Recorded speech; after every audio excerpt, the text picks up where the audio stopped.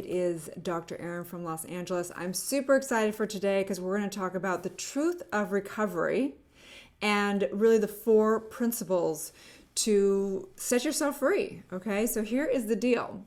Labeling yourself as an addict is the thing that is keeping you addicted. You are not powerless. You have created yourself to have the experience of being powerless. If you want to be free, you have to understand the same energy that creates addiction creates total freedom. If you don't wake up and keep being the victim of life, the expression of your genes or your own actions, okay, you will keep being the victim of life, of the expression of your genes, and of your own actions, okay? I'm Dr. Erin. I'm a doctor of divinity teaching metaphysics, and today we're going to break on down how recovery, how addiction begins, and the 4 principles for recovery. So I'm so excited. We are across all platforms right now. We are across Facebook, YouTube, Twitter, Twitch. We're on LinkedIn, we're on Roku and Apple TV, and today I'm really honored to be talking about recovery because I know it very well. I had bulimia from the time I was 17 to 20. And then I dealt with codependency for a majority of my life. So I was in very dysfunctional relationships and would go up and down in it.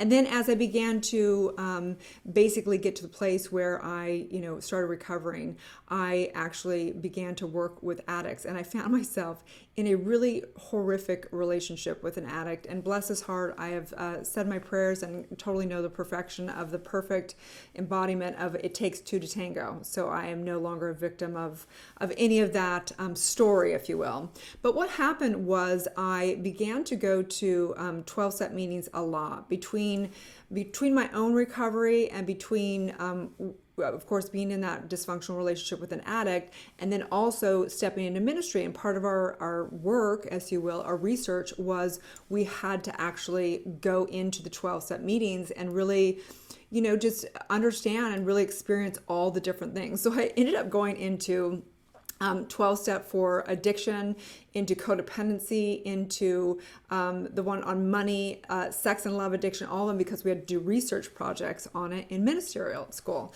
So when I was sitting here in all these different in these meetings, and I was like, well, these are really amazing if you think about it, because it's the fellowship. People can come and they can go to a free meeting, for a few bucks, put in a few bucks in the basket, if you will, and they get to have an hour-long meeting, and they get to actually have fellowship, right? So I was like, this is the most amazing thing. It's one of the biggest clubs, if you will, around the world, expanding because there's more and more addiction, because we recognize that addiction is really a spiritual discord.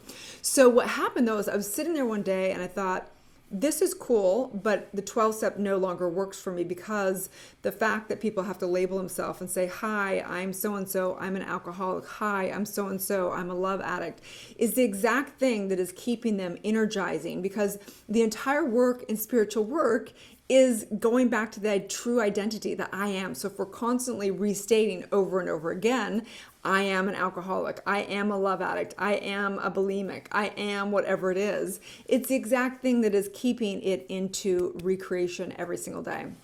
So I left that meeting that one day, I remember, and I was sitting in my car and I just had this overwhelming feeling of something that I was to do on this planet, something that I wanted to leave the legacy. And it was actually one of the primary reasons why I began Society, because I loved metaphysics, I loved universal law, and I also, felt like it was missing something in both areas. So it's like, here this was 12-step of this incredible platform that really helped so many millions of people around the globe, but also didn't work for a lot of people. A lot of people didn't like the concept of God up in the sky, something separate than them, or that they had to surrender to some higher power or whatever.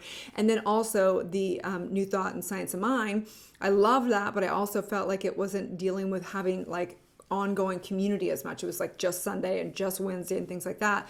So I wanted to really bridge the gap. So today I want to break down what is addiction from a metaphysical standpoint, how do we create it into existence, and the 4 principles that really are understanding the same energy that gets you bound into addiction is the exact same thing that can actually have you living a totally empowered free life, okay? So the truth is this again, labeling yourself as an addict is the exact thing that is keeping you addicted, okay? And you are not powerless. You are an almighty spiritual being that has created yourself to have the experience of being an addict or feeling powerless, okay? So if you want to be free, you've got to understand the same energy that bounds you will set you free. And the truth is that if you don't wake up, you will always be the victim of life, of the expressions of your genes and the actions that you take if you don't realize and recognize the truth of who you are. So let's break this on down. So I want to just get into some of the principles real quick, but understand, how do you become addicted? How does somebody become addicted, right? Whether it is in their gene lineage, we recognize now through epigenetics that there is no such thing as being the victim of your genes, that literally you have come in for the total karma of everything that's gone on, and that the same thing that happened in your gene to actually create addiction, you have the ability in this lifetime to heal that, to heal all of the emotional traumas that are in alignment with that happened, and that to free yourself from anything that is being expressed in your genes. Okay, we now have proven that in epigenetics that you have the ability to unentangle the reading of your genes and live in harmony. Okay, so what is addiction? Addiction is basically a place where it is where a substance, a thing, or whatever it is, people, places, or things are basically, you have created them so powerful over and over and over again that now you're experiencing yourself being disempowered, right? So say someone's addicted to a substance, they've handed their power, they've gone to that every time they need relief, they've handed that over and again to think about, what it is that is, they're wanting to have some feeling that they need a substance out there in the world. So what happens, they begin to experience themselves being powerless, but it's only because they handed their power over, okay? Same with food addiction, same with body image addiction. Same with love addiction, same with sex addiction, same with workaholism, same with everything, right? So we want to recognize, how did you become addicted? How did somebody in your life, I don't know, it doesn't matter if you, somebody, if you're in America, you definitely are dealing with somebody, whether it be a cousin, a parent, a child, yourself, everybody, pretty much everybody in our entire culture has dealt with addiction. So it's important for us all to understand addiction and recovery, and how do we fully step into that? Well, there are answers from the metaphysics, okay? So addiction is basically the use of energy over and over again to hand the power outside of yourself. Their entire process of awakening from a metaphysical standpoint, and what we teach in Soul Society, is two things: coming back to the true identity of the I am, and no longer placing your power out in the world, no longer putting a person, place, and thing as your higher power, always knowing the sources within, and that is the true thing. So we go into a few different things. In Society, we have a free support group that is on love addiction and codependency that Jess Hendrick is running now. We have another one just coming out this Saturday that's on body image and, kind of dealing with eating disorders. And then we have another one that is on recovery, straight up recovery, traditional recovery, if you're dealing with a substance abuse or things like that, okay? Again, if you are dealing with major medical things, please go seek a doctor. I am a doctor of divinity, but we always say that you need to seek your medical advice anytime you're dealing with addiction, because it's very, very dangerous. Many people die coming off of drugs and alcohol, so you need to seek professional advice, okay? So let's break this on down. So what happens in addiction? We just broke that down. Basically, we're handing your power over and over again, and then all of a sudden you feel like you don't have the power. It's because you created yourself powerless because you handed your power over and over again. So let's break this on down when it comes to the 4 principles. So we teach 4 principles, not 4 steps, because we still honor the 12 step, but it's separate than metaphysics. So there's 4 steps to recovery in metaphysics, and in Society we teach. Number 1 is waking up, deciding. It's really deciding that you're ready. You're done with the insanity. You're done with the insanity of dysfunctional relationships or workaholism or substance abuse. You're done. You've decided. It doesn't mean that you know how, because we don't teach how. That's called outlining in our industry. We don't outline. We don't control how. What we decide. We powerfully decide at a subconscious level that we're done. We're done, right? And we begin to wake up. Okay, so the first step is waking up and recognizing, how the hell did I get myself into hell? How the hell did I get myself into experience being, an addict, right? So number 1 thing is waking up. Number 2 is reprogramming. So we reprogram and deprogram the subconscious mind, and that's through the E4 trauma method that we teach in Society. Basically releasing the commands and the charge around everything in the past. A lot of things you'll see in that they don't teach in the 12-step is a lot of it comes from engrams that happen. It happens when somebody is in an intoxicated state or in a rage in their dysfunctional relationship, and they decide something. And in that decision, it gets triggered again and again. So oftentimes you'll see an alcoholic that the third time they have a drink, they're fine, all fine the first two. They drank, they were okay. What happened? Why was this time different? But every time they have that third drink, it triggers. And it's because it gets into a part of their subconscious mind they're opening up. That's why they call it spirits, because they actually open up the subconscious mind when they're drinking. Same thing with a relationship. I'm fine, I'm fine, I'm fine. But then I get triggered and it's on, right? So it is understanding the subconscious mind. So in step number 2, we reprogram and deprogram the subconscious mind, okay? And number 3 is aligning. We align to our truth. We align to the truth of the universe, which means harmony, which means you have a specific truth, and it's really important to birth your truth through this process. And number 4, the fourth principle, if you will, is affirm, affirming every day in every way in your life of the truth of who you are. You're a divine spiritual being. You're not an addict. You're not addicted to love. You're not any of those. You're experiencing those things. But the truth is you are not that label. That is the entire work is we release the label. We come back to the I am. And that is what our true work is, and to no longer hand our power over. So I'm going to read this right now so you understand. Number 1, wake up. To the truth of who you are. You are a divine, all-powerful, and all-knowing spiritual being. The extent to which you've handed your power over to a substance, person, or thing, or your body image, is the extent to which you have created the experience of being powerless. You are whole and complete exactly as you are, and have always have the power of choice, okay? Step number 2 is reprogram. So reprogram your subconscious mind and transform your life. Release the trauma and limited beliefs. Let go of your limited story. Reclaim your divine power by shifting back to your true identity of I am. Recover the truth of who you are by the power of consciousness, right? So number 3 is align. Align with universal law and your unique divine expression. Harmonize with your core values, and commit to embodying that which you seek, okay? Let go of all dysfunction and discord, creating healthy and loving boundaries, which are so important. Atone within and witness the miracles in the relationships of your life, okay? Step number 4 is this, affirm. So affirm your truth through your daily spiritual practice. Live the principles you desire to embody with every thought you think, every breath you take, and with the relationships that you build. Affirm the daily truth of who you are, merging with your higher self through meditation, through prayer. Visualize daily the person you desire to be, and witness the reflection through the mirror of life, affirming every word you choose to speak, listening to your intuition, and honoring the voice within. Practice, practice, practice, okay? Super important. So I want to break on down again that we in Society, in the Inner Circle, have multiple support calls, okay? We train, and the leadership and an ambassador are paid programs where we teach and develop people to launch their soul-based business online and certify them as spiritual coaches. But we do have a free community, which is Inner Circle, which is Society Inner Circle. And in there, we have multiple support calls every single week, okay? So basically, one of the calls is done by Jess Hendrick, and she does one on love and codependency and relationship issues, because so many of our culture has created themselves to be completely dysfunctional in this area. So I want to just recognize the intention of that call. The intention of that call is the program rather is to understand the ultimate relationship is within.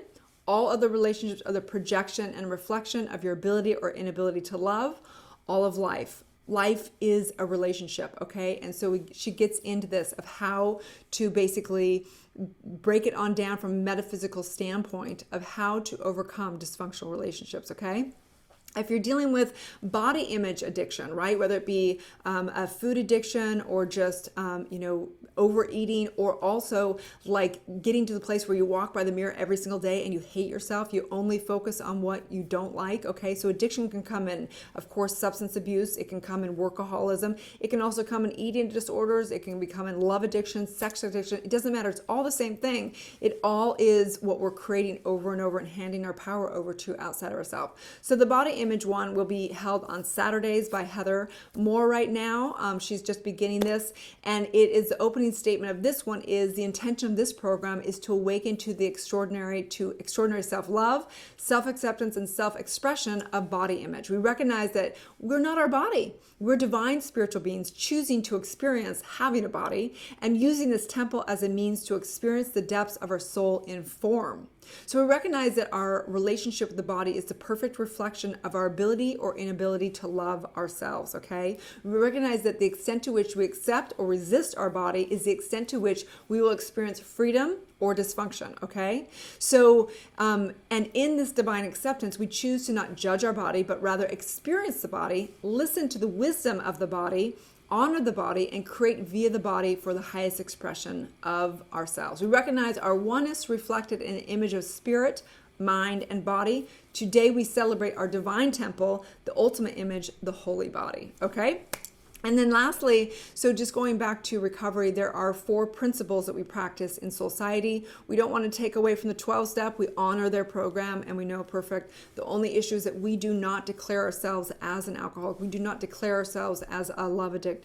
We do not declare ourselves as any of that. We do not label. It is against our practice. We practice the I am, that the only truth is that we are pure potential. Yes, we are pure potential. That is the truth of who we are. And that in recognizing that, we shift the resistance of labeling something as good or bad. It is perfect. You know, the heroin addict on the street is just as spiritual as the next person. There's not better or worse. There's just the experience in this life. And we really need to really recognize that, okay? So I'm going to go into the spiritual principles that we believe in, but also just recognizing that we use affirmative prayer as well. And the promise that we read every day, and I'm going to read that for you right here, which is the promise. So today we choose to know the truth that who we are, powerful, divine, spiritual beings. Today we choose to remember that the extent to which we hand our power over to a substance, person, or thing is the extent to which we will experience being powerless, okay? Today we choose to awaken to the truth that the only source of love, abundance, and joy is within. Today we choose to remember that the ultimate relationship is within and that all other relationships are the projection and reflection of our ability or inability to love. Today we choose to actively do our inner work, reprogram our subconscious mind, and release our limited beliefs, okay? Today we choose to take 100% responsibility, atoning for any discord, creating a thriving relationship, and today we choose to respond in a harmonious manner no matter what does or does not occur and happen, okay? Today we choose to focus on the divinity of all people and the miracle of life. And today we choose to put boundaries on people that bring us chaos or discord, okay? Today we choose to invest in the relationships that bring us harmony and to work for the highest good. And today we choose to be transparent, authentic, and powerfully communicate with emotional intelligence, okay? Today we choose to love ourselves and make peace within, our number one priority. And today we choose to follow our bliss. So in this, I recognize the truth of who we are. So let's take a deep breath in through the nose.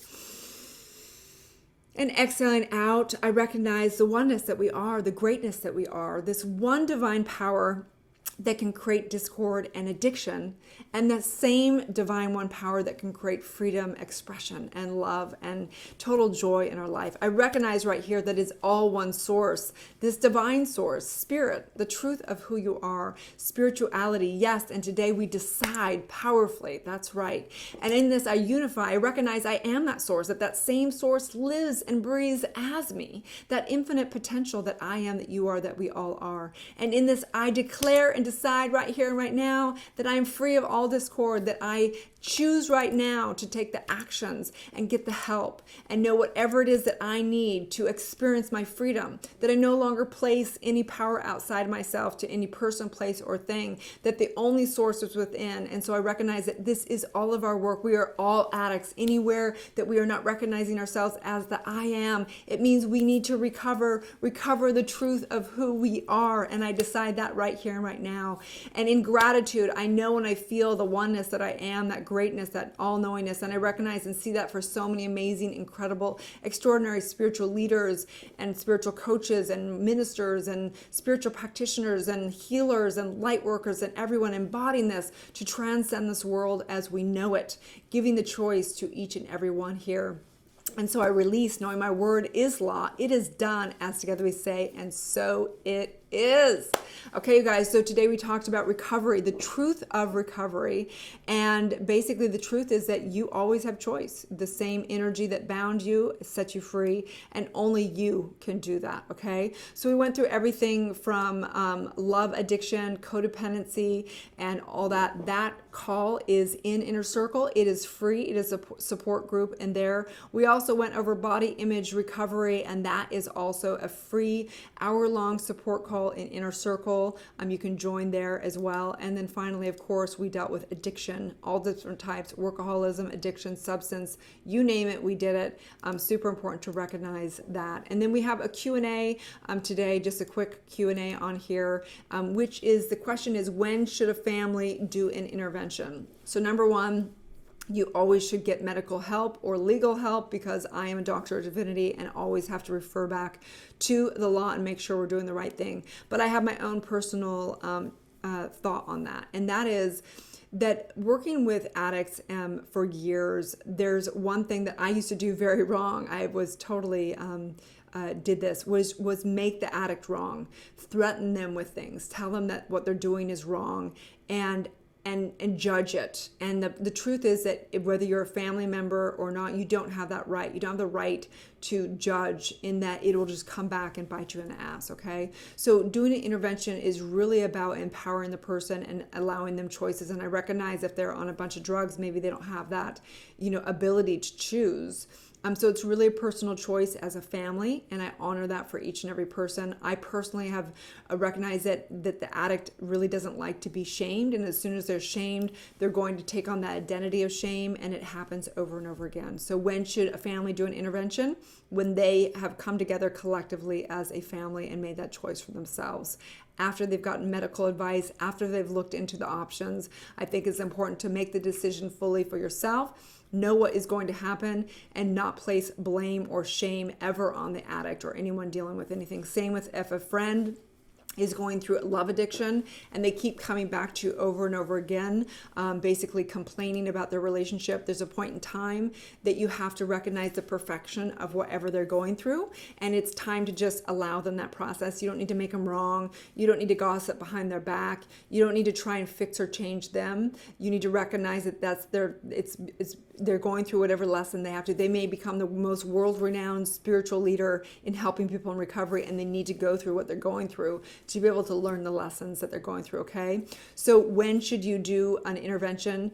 It's not my place to ever say that. It's a personal decision. And as a friend who I've been in dysfunctional relationship, and I was that girl that would call and complain to all my girlfriends, I know how bad it is to be on both sides. I have friends now that will call out and ask, or having body image issues, or they're having recovery issues in their relationships or whatever it is. And for me personally, my own practice is to never make anyone wrong, never bad talk one person, never gossip behind any group or any person. And this is my practice.